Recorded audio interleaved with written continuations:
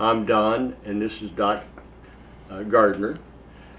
We had the privilege to take Jesus films down to the Dominican Republic in March, and we took 2 backpacks. They weighed about 55 pounds apiece, and it was an experience of a lifetime to take these films and to be able to show them to these people in the Dominican Republic.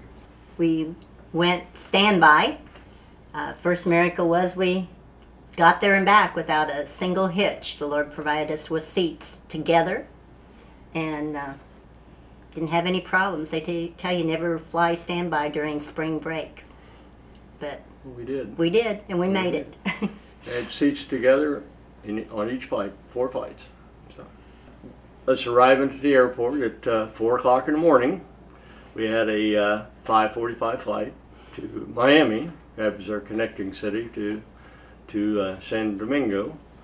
This is our backpacks being ready to be checked at the airport. We had the 2 backpacks, and the green bag had the battery pack. If we kept the batteries in the backpack, it would have put them overweight, so we had to separate them. We had 2 seats together on American, and we had good seats and comfortable seats. Coming into the San Domingo from about probably 1,000 feet, waiting on a gate to open up. The exit out of customs at the San Domingo airport. This is where they hold up the little signs, and whoever's picking you up meets you there.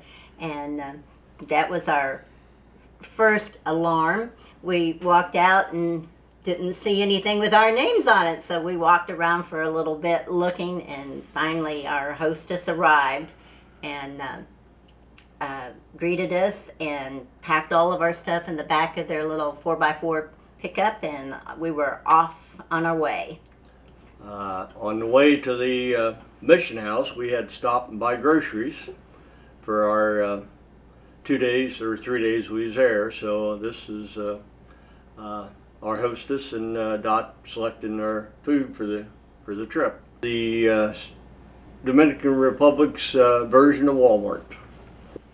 This is Don standing in front of the mission house. Very nice place. Had 5 bedrooms and 3 baths, and very nice accommodations. There's another view of the mission house up the driveway. Dot at the back of the mission house, through those metal bar doors, is where we stayed. That was our entrance to where we spent the time at. The district office is on the top floor of the mission house.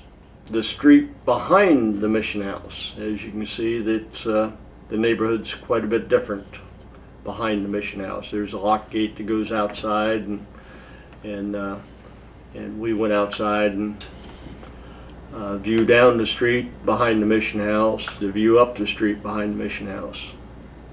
This is the gate going into the mission house. We were, the compound was surrounded by an 8-foot fence, and everything was locked. All the windows and doors had bars on them. At night we had to reach through the bars and lock ourselves in. The lot behind the side of the mission house, if there's no buildings there, it's just a empty, unkept lot.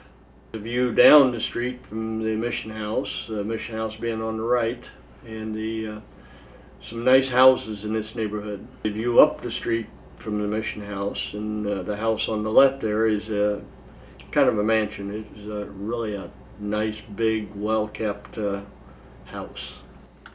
You definitely knew the difference between the front of the compound and the back. Front was all very nice mansions, and in the back was just slums. This is our house pet that we had at in the mission house. He was with us in the bathroom all the time we was there. We'd go from one place to another, but he never bothered us. He's just a good little pet. This is the church in Bongo. About halfway up to our first destination, which was San Francisco. This church here has a membership of 160 Nazarenes, and that's all adults. They don't count children in their account when they count their Sunday morning attendance. So if you add the kids to it, you're probably talking about 500, 600, 700 kids or people going to church here. So it's a rather large church. This church is pastored by the district superintendent of the Northeast District of the Dominican Republic. This is the first church that we went to show the Jesus film. And this church, I asked him about alabaster, and the district superintendent said yes. He said this land here was purchased with alabaster money, and the building was built by a work and witness team from Westerville, Ohio. The inside of it, and everywhere, all the churches, everywhere you go, it's these plastic chairs. Yes. The streets in San Francisco, as you can see, there's a lot of motorcycles. They're just going all over creation, between you, beside of you. They're crazy. They drive crazy down there. He said the whole family will come on the motorcycle, we saw some of them, there'd be 2 or 3, and then they'd have a big jug of water because you cannot drink the water there. The location where we set up the first Jesus film on Wednesday night, it's out in the middle of nowhere in San Francisco. This here is the pastor of the church we was given to Jesus the backpack to. They have 3 churches currently in this in San Francisco, and the pastor said he wants to have 100 new churches on his district with the Jesus film. This is a pastor on his motorcycle. That's his mode of transportation. And of course, we were having a little fun with these pictures. They had me on the motorcycle and Dot beside of me with a backpack on my back. And it was so heavy I had to help hold it. On the far right-hand side is the regional director of the Church of Nazarene, and of course Dot beside of him, me on the motorcycle, and the pastor that received the Jesus film backpack was beside of me, and the other person is a pastor also in San Francisco. He is actually the brother-in-law of the district superintendent. We're working to put up the screen. It was about this time they started discussing that they didn't know how to operate the film. They thought we did. And we didn't know how to operate the film. We had never even taken it out of the backpack because we wasn't sure that we could get it all back in. So the screen's together, and they tied the screen between these 2 motorcycles. This little boy just had to have his picture taken, so we accommodated him and took his picture. We're putting up speakers in the bushes there for the Jesus film. The backpack comes with two rather large speakers and 2 microphones, and as we started setting up the screen and getting the equipment out, the people was just coming out of their houses and just trying to see what was going on. It's getting dark. They're still working to figure out how to operate it. It's getting darker, and we still haven't figured out how to operate it, and now it's beginning to rain on us. And so it's just starting to rain real hard, and we're scurrying to get a screen taken apart and getting this equipment into the back of the truck and into the dry.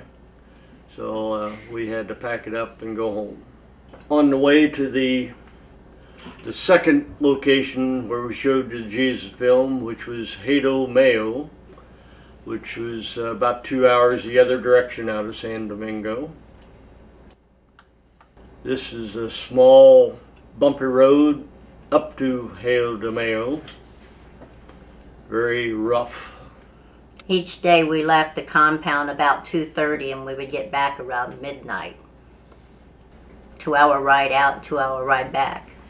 This is a church up in Hato, Mayo that we went to, and the pastor in the doorway waving at me.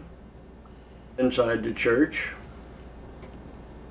the picture of the pastor's home. This is his living room, dining room, family room, everything room. Yeah, the kitchen's off to the right there, and the bathroom's off to the left. They're pretty small houses. Outside of the church, going down the street. The kids came over and started helping us load up chairs in the back of the truck to take out to the location to watch the video. And the girl with the pink bag that was in the last picture is our translator that went along that night. This is the location of our second Jesus film showing. That's their CVS or Walgreens store there. There's down the street. That's across the street. Here's the kids having fun in the pickup. Now they're unloading the chairs to get ready to set them up for the Jesus film. We were there early and had it set up pretty well, and we had spent the day learning how to operate the machine so that we knew that we could show the film that night. And we started playing with the children, and our translator was singing songs with them and asking questions, and I had taken some school supplies and passed out pencils and candy. And then one of the other local pastors came and he sang with them with his guitar. Now we're showing the Jesus film, and it's about a 2-hour film, and we had approximately 70 people there watching, kids and adults, and it was quite an experience to see it. The film worked good, and it was of course I didn't understand it because it was Spanish, but we enjoyed it, really enjoyed it. This is a pastor with the backpack, accepting the backpack. This is our translator the next day. She came by to say goodbye, and this was our host and hostess. Pascuala was she is the district missionary president, and she also works in the district office. And her husband was our driver both nights and kept us safe. On our way home the second night we left there about 10 o'clock, and the first 30 minutes we were in the pitch black going down the small road, and all of a sudden in the middle of the road stood a man with a light and another larger man with a shotgun pointed at us. And it was very quiet in the car, and finally our driver just whipped around them and floorboarded it. And Donna and I just looked at each other, couldn't believe what we just saw. And it hit us how the church had prayed for our protection and really hadn't thought about it at the time. But as we were going down that road, just before we saw him, I was thinking about all the missionary books I had read, about missionaries being held up out on dark roads like that, and then all of a sudden there he was, But the Lord protected us and brought us back safe. And hopefully they will be able to start 100 new churches using the Jesus film.